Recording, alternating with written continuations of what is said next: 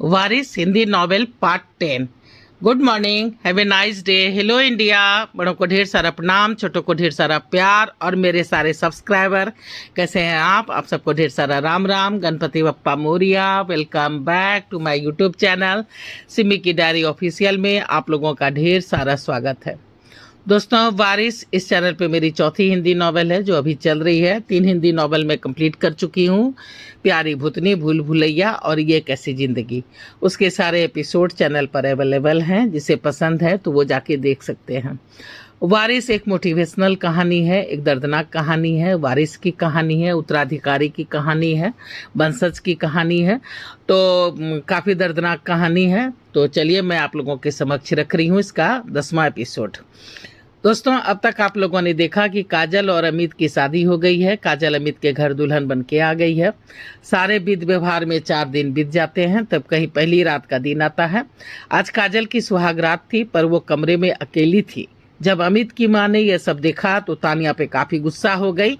तब मजबूरन अमित को काजल के कमरे में जाना पड़ा। तब तक काजल सो चुकी थी। अमित को अच्छा नहीं लग रहा था, क्या करे नहीं करे। थोड़ी देर वो सोफे पे लेटा रहा, पर उसके पीठ में दर्द हो गया।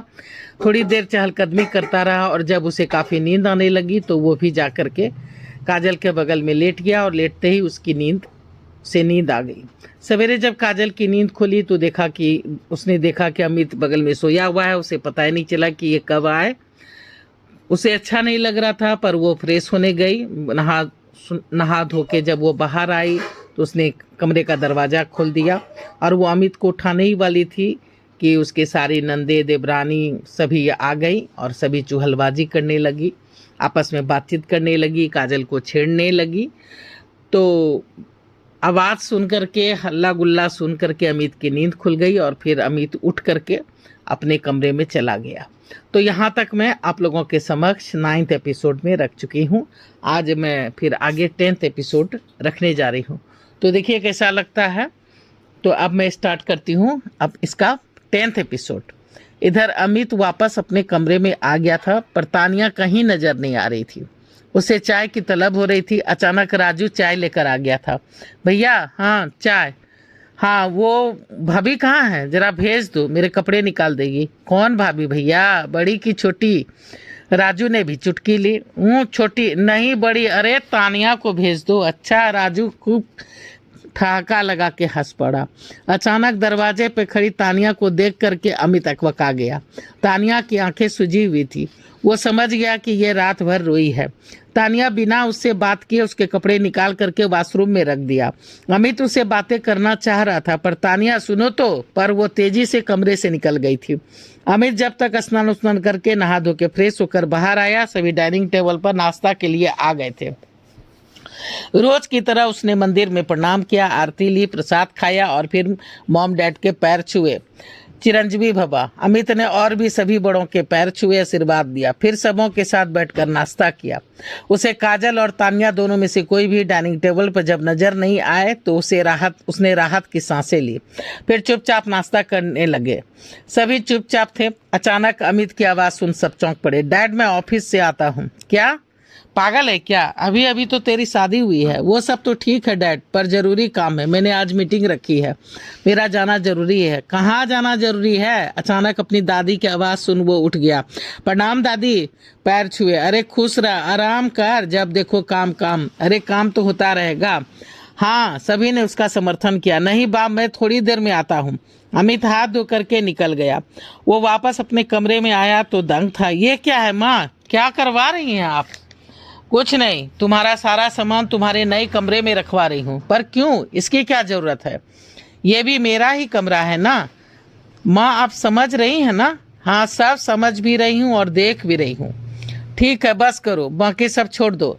ये सब ले जा करके काजल भाभी के वार्डरोब में सजा दो। जी बड़ी माँ। सभी निकल गए थे। अमित धम से बेड पर बैठ गया। अमित की माँ कमरे से निकल जाना चाह रही थी कि अमित ने हाथ पकड़ लिया। आप बैठिए माँ, मुझे आपसे बात करनी है। क्या बात करनी है? प्लीज माँ। अमित सिसक पड़ा। ये क्या? अमित की माँ घबरा गई। उसने आंसू पोंछे। अमित माँ को पकड़ सिसक पड़ा।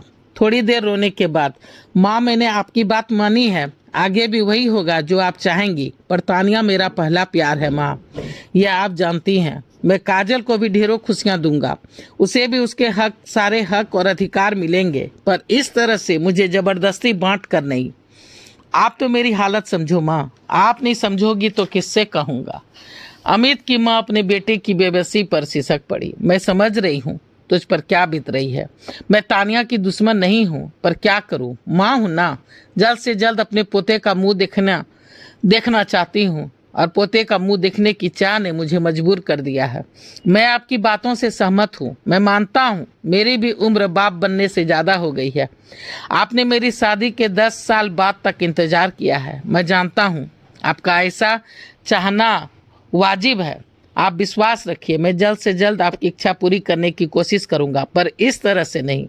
मैं तानिया की आंखों में आंसू ला करके काजल को खुशियाँ नहीं दे सकता। मेरे लिए दोनों बराबर है माँ। आपको मेरे साथ साथ तानिया के दिल की हालत भी समझनी होगी। ठीक है, मैं पूरी कोशिश करूंगी कि मैं तानिया के साथ सामान्य रहूं। तू थोड़ी देर के लिए ऑफिस जाना चाहता है तो जा, तुझे भी अच्छा लगेगा, पर जल्द आ जाना। जी। अमित की माँ ने उसे प्यार किया और फिर वो निकल गई, पर उसकी नज़र तानिया पर नहीं पड़ी, जो बाहर दरवाजे के ओट में खड़ी माँ बेटे की बातें सुन रही थी। अमित तैयार हो रहा था, शीशे के सामने खड़ा टाई की नोक ठीक कर रहा था कि तानिया ने पीछे से उसे पकड़ लिया। सॉरी, आईने में देख मुस्कुराते हुए। किस बात के लिए? आपको ना समझने के लिए। It's okay. आप मदद करोगी ना मेरी? हाँ। तानिया की आंखें डबडबा गई। गुड गर्ल, अमित ने आंसू पोंछते हुए कहा। मुझे तुमसे ऐसी ही उम्मीद थी। पूरी जिंदगी यूं ही मेरे साथ रहना, मेरी हमसफर और हमदर्द बन के। समझोगी ना मुझे? हाँ। अमित उसे प्यार कर निकल गया। ठीक है, आता हूँ। अमित गाड़ी में बैठ ऑफिस चला गया। इधर घर से कुछ मेहमान जा चुके थे, कुछ जाने की तैयारी में थे। काजल ने नाश्ता अपने कमरे में ही किया था। वो अभी भी चचेरी नंदों से और देवरानियों से घिरी हुई थी। सभी उसे अपने अपने कॉलेज और दोस्तों की कहानियां सुना रहे थे और काजल चुपचाप सुन रही थी। शाम में आमिया की भी फ्लाइट थी, वो भी सबसे मिलजुल रही थी। आमिया के कमरे में, बेटा। हाँ मम्मी, मुझे माफ़ कर देना। अपनी कहे हुए हर बात के लिए मैं तुमसे माफ़ी मांगती हूँ। बेटा, उम्र निकल रही है, दिमाग भी अब ठीक ठाक नहीं चलता। इट्स ओके माँ, आपको हक है कहने का। कोई बात नहीं, खुश रहो, सदा सुहागन रह। माँ ने उसे प्यार कर लिया। ढेरों कपड़े, गहने, मिठाइयाँ और पैसे मिले थे आमिया को। आखिर मिलते भी क्यों नहीं, वो भी एकलौती बहन जो ठहरी। आमिया उसके पति और बच्चों को छोड़ने सभी एयरपोर्ट पर आए थे। सबों से विदा लेके आमिया अपने ससुराल के लिए उड़ चली थी। अमित ने आमिया को दूर से ही देख करके विदाई दी थी। उसे एयरपोर्ट पर पहुंचते पहुंचते देर हो गई थी। आमिया भी दूर से ही उसे देख खुश हो गई थी। बाय मामा, बाय बच्चों, बाय बाय।